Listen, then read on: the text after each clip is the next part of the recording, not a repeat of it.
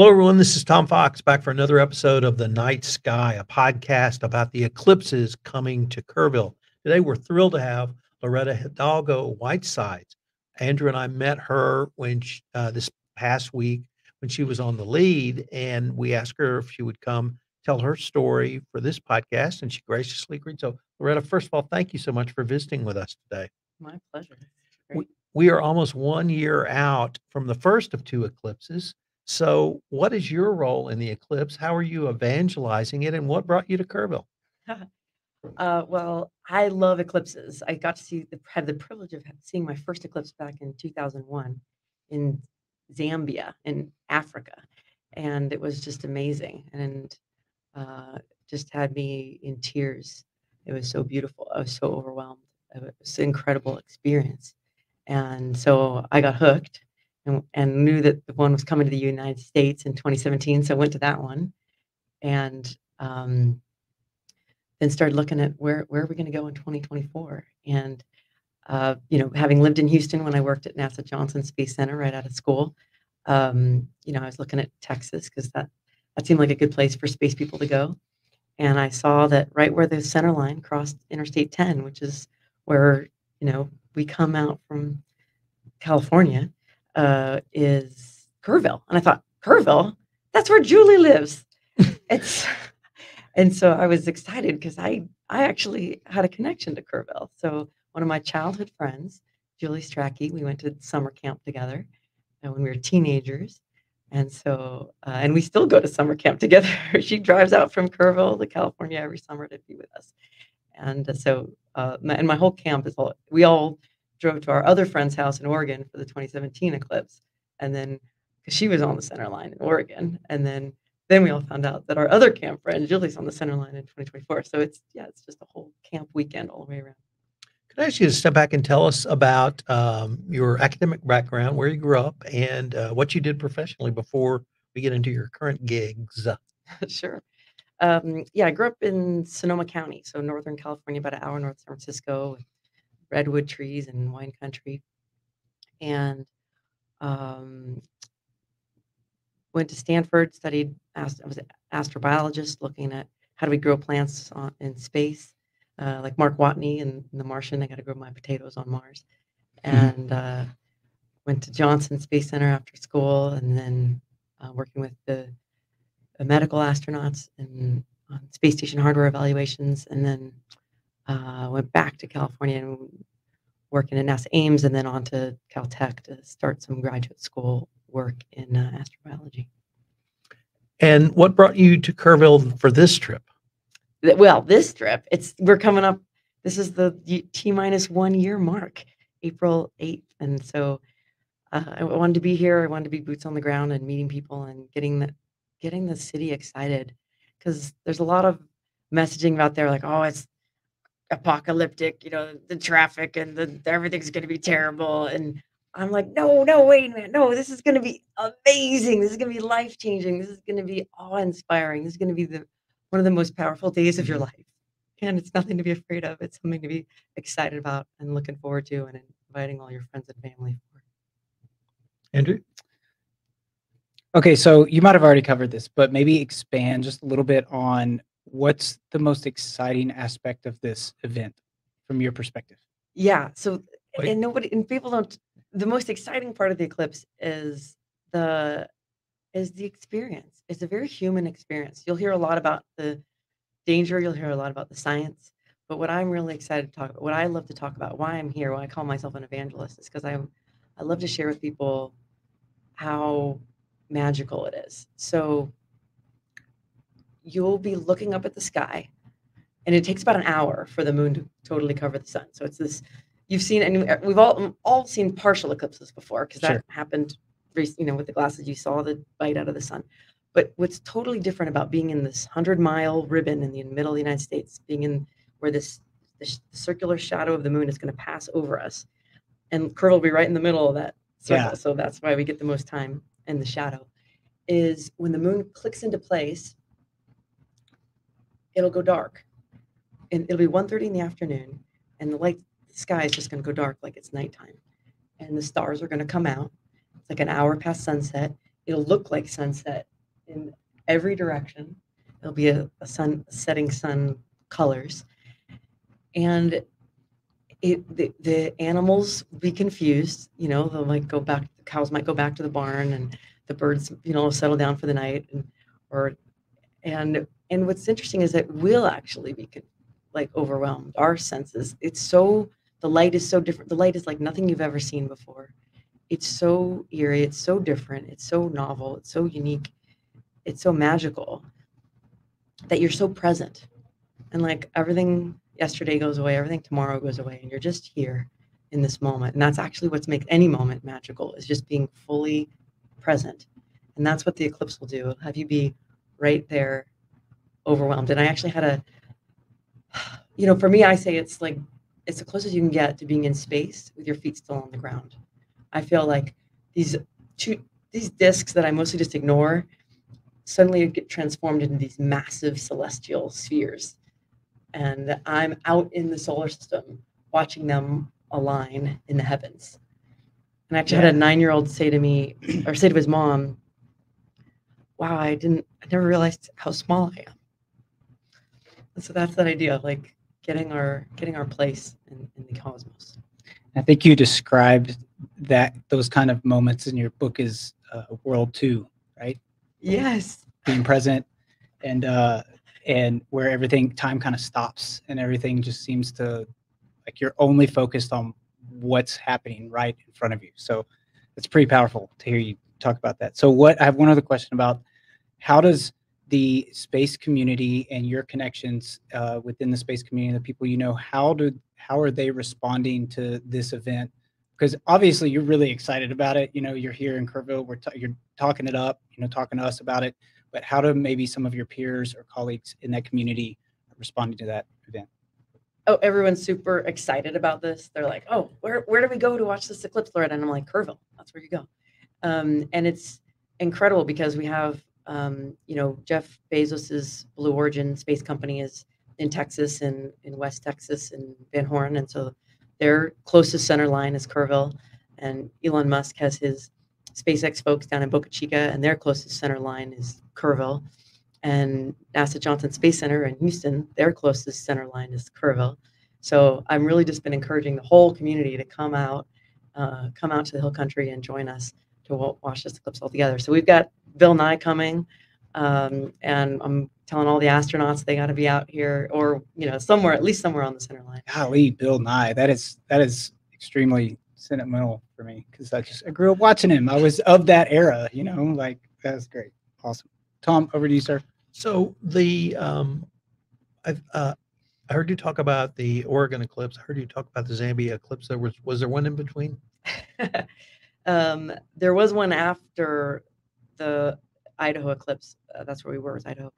Most recently, there was an eclipse in Antarctica, and I really wanted to go to that. I thought, oh my gosh, an eclipse in Antarctica. I could kill 2 birds with 1 stone. This would be so cool. And so we moved heaven and earth and got lined up childcare and got flights to the southern tip of South America. And we were going to get on a boat and go down to see this in Antarctica. And we're all loaded up, got all our gear packed. We're ready to get on the boat. And it was a year and a half ago. And they were just, we just got to do a quick COVID test before you get on board.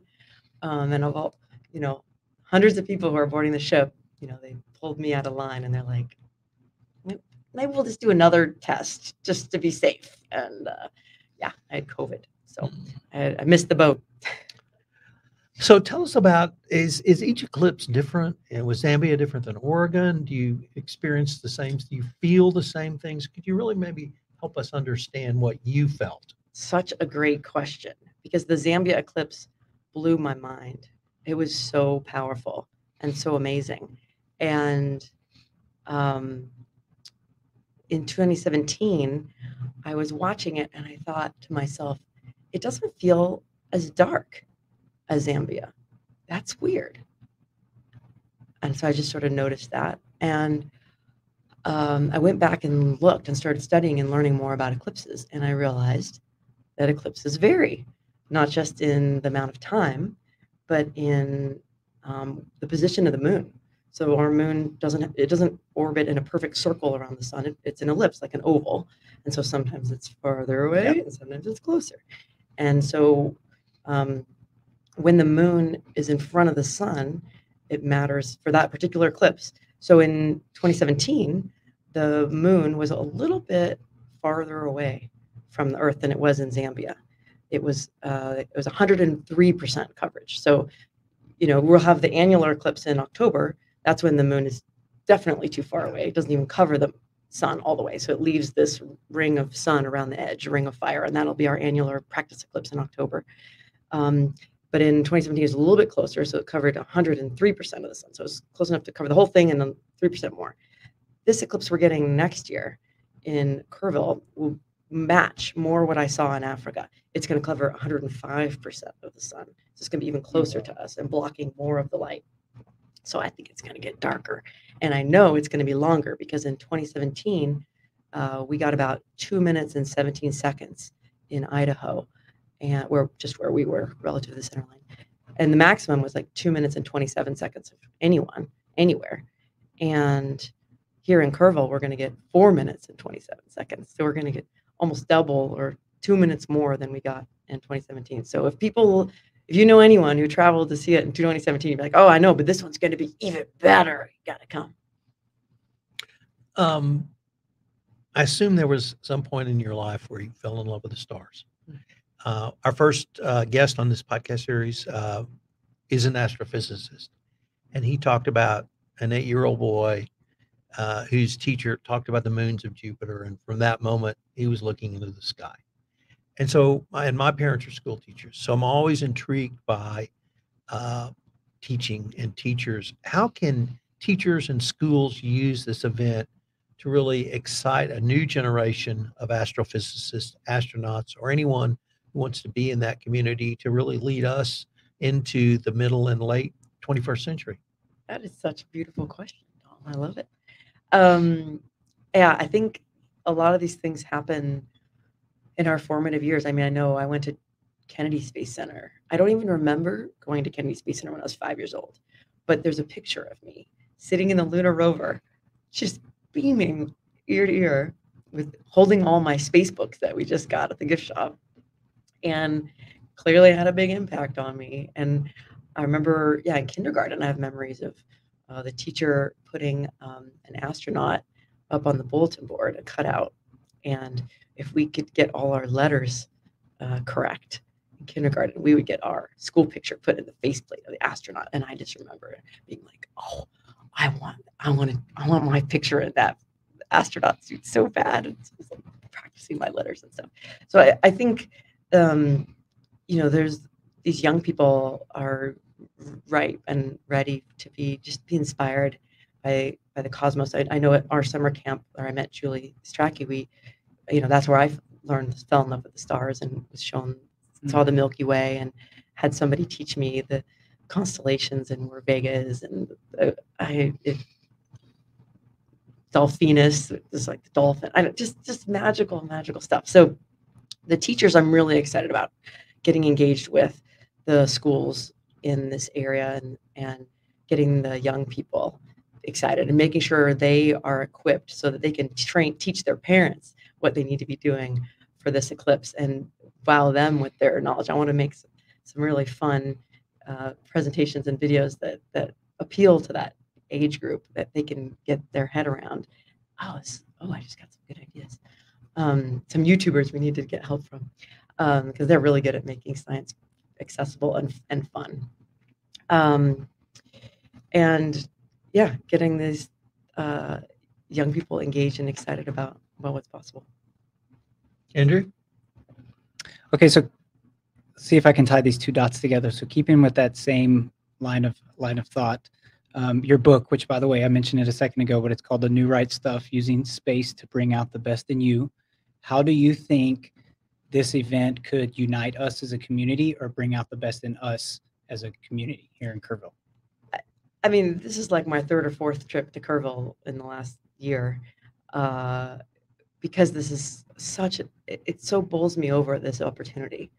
And it's not lost on me how poignant this is. I mean, if you stop and think about it, next April, our country is going to be in the middle of a presidential campaign, primary season, predictably going to be contentious. And one of the things I love about space, one of the things I love about the sky is that it unites us and it reminds us our place and of the bigger picture and what we're doing this for. And so I think there's a real opportunity, especially with so many visitors coming from all over the world, all over the country, all over to here, to the heartland. There's a great opportunity for human connection and healing. I got an opportunity at the library at the city's kickoff on Saturday to meet a local gentleman, and he asked me if we could talk politics, and I said, "Well, you know, I'm from California, so if that's okay with you, I'm down." And we had a really beautiful conversation, and we got to like meet and somebody from outside our bubble and find out that they weren't so scary, and that we both really agreed on that we want the best for our future and for our country and for our kids. And I think there's a lot of opportunities to heal on that level, and there's also a lot of opportunities to heal on the personal level, like, you know, mending fences with some neighbors, reaching out to family members that you might be estranged from and be like, "I'm sorry I said all that stuff years ago. I was stupid, but there's this eclipse coming and I'd love for you to come if you can." You know, it's out of our comfort zones and it's hard and it's uncomfortable, but forgiveness is powerful healing.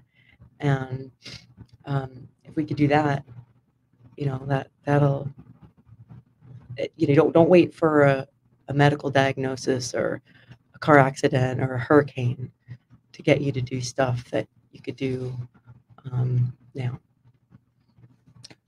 Tom? I want to ask you about your leadership training, Space Kind, but I have to start with this first question. It begins on May 4th. That cannot be a coincidence. Oh, heavens no. Tell us what May 4th is and why you're starting your training on May 4th. Absolutely. May the 4th is Star Wars Day because it's a pun on May the 4th be with you. The 4th of May. So we decided, I started Space Con training during COVID, which was right when we first started our first lockdown in 2020. And by May, I was like, oh, we need to do this to help all our people in lockdown. We could make our Zoom calls a little more interesting. And so our Zoom calls are always a lot of fun. So people are really vulnerable and authentic, and we let our hair down and we share what we're really struggling with. And people go on this hero's journey together, just like, we colloquially call it Jedi training because we follow that hero's journey, just like they do in the movie Star Wars and in many movies, of course. And it's a powerful opportunity to meet other people and connect at a deeper level, and use your passion for the future and usually our future in space, because we're all space people, to do these tough things that, you know, we've been putting off, we put on the back burner, that nobody gives you a deadline to do, but could just save your life. And tell us about Yuri's Night. Yeah, so amazingly, April 8th this year is also Yuri's Night. Really close. So yeah, it's amazing to choose to be in Kerrville when I have my biggest event of the year on Saturday. So I hosted Yuri's. So I started the annual space holiday called Yuri's Night, and it celebrates the anniversary of the first human to go into space, Yuri Gagarin, and the anniversary of the first space shuttle flight, which both took place on April 12th, 20 years apart, 1961 and 1981. And when I found that out, when I got to Johnson Space Center, I thought, oh my God, what a mystical coincidence, because the shuttle wasn't supposed to launch on the 10th. Shuttle was supposed to launch on the 12th. It was supposed to launch on April 10th, and they had a software glitch, and they had to do recodes and things, and they ended up launching on the 12th.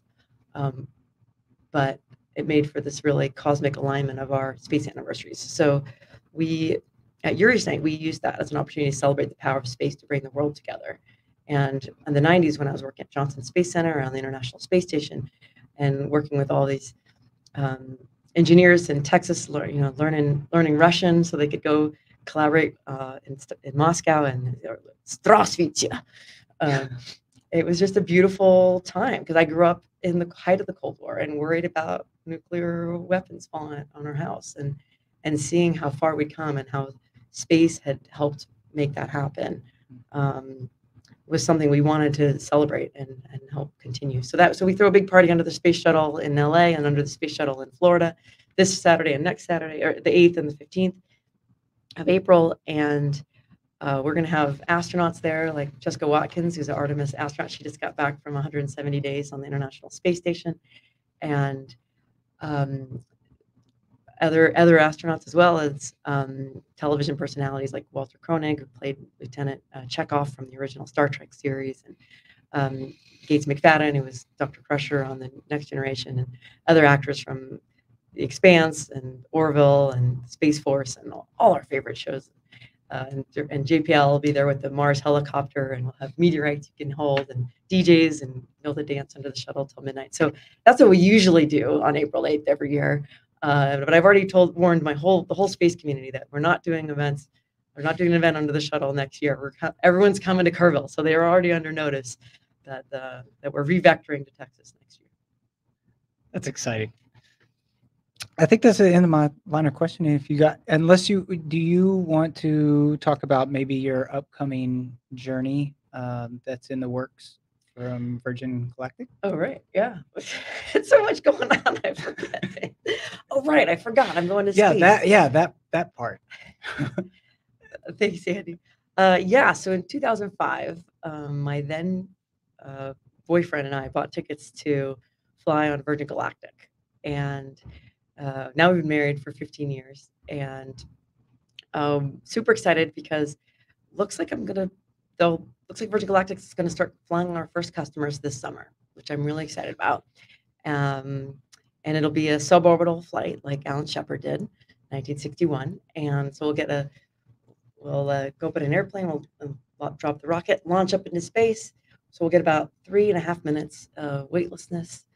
Get to look out into blackness of space, see the curvature of the Earth, the really thin atmosphere, and experience the overview effect. Powerful experience of being really present. I've heard about that. And really getting your place in the cosmos. And I've been saying I can't take 50 million people with me on this space flight, but I can inspire 50 million people to all come, be outside on the center line next year to see the eclipse and have the closest thing to a space flight with your feet on the ground. That's awesome. It's a great way to end this podcast. Yeah. Thank you, Loretta, for being here. We really appreciate your time. You're super busy, so thank you for making time for us to come and speak with us and share some of your experience and outlook on the eclipse.